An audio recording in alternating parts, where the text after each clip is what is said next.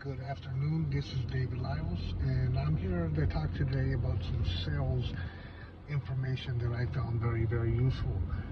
I used to sell all kinds of products. I've sold gym equipment, I've done some high-end landscaping, design work, designed some gyms, did a lot of stuff in fitness, personal training.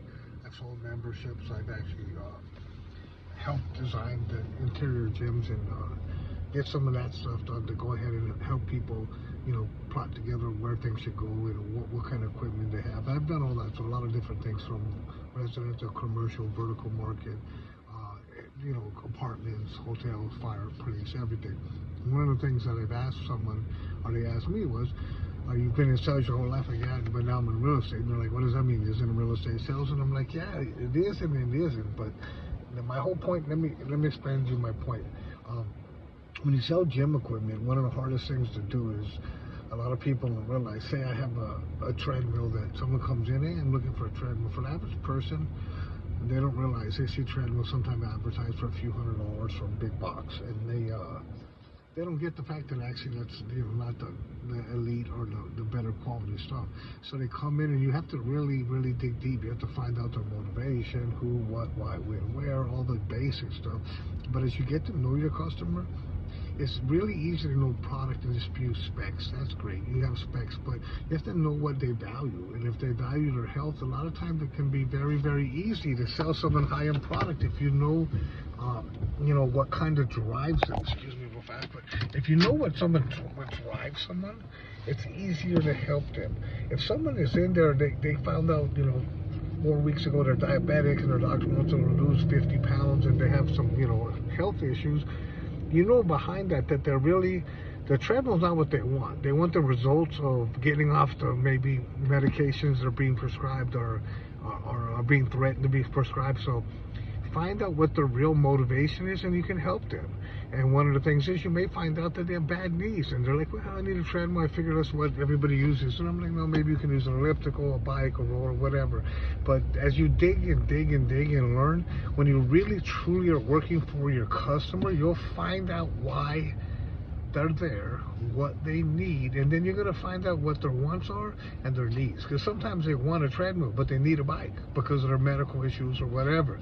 Same thing with housing. The reason I don't call myself a real estate salesperson, I'm a real estate agent, is because really I don't sell much. I try to find my clients the things they are looking for. I'm not trying to convince them of things. I'm not spending 2 hours trying to convince them a house that's too small is big enough or what, but I try to match up what their wants are, what their needs are, and their budget. If you can find them the school district and maybe the house a little smaller, sometimes they'll compromise.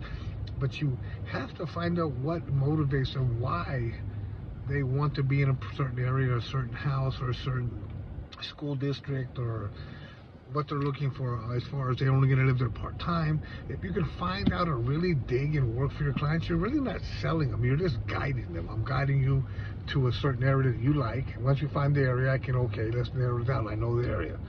Well, then I narrow down 1 or 2 stores. Okay, I narrow that down.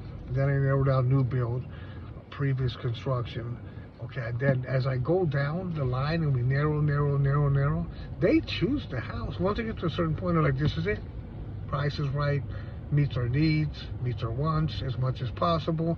We can compromise on this and that, so you can get a deal together by knowing your product, but also knowing neighborhoods and knowing your client, more importantly. So my biggest thing I would tell you is learn your clients, help them. Don't just look at the commission.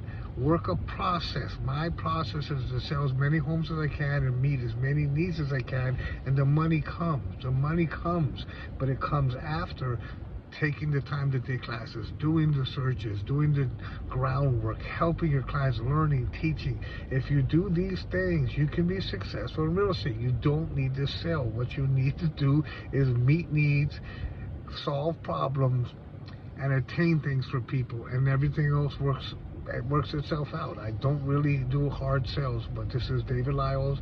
You guys know my channel, David Lyles Realtor, and I'm a Jamie Betchel Group Remax signature agent, and I do a lot of different deals for people, and I can tell you right now, the one thing that people have in common is they want good service.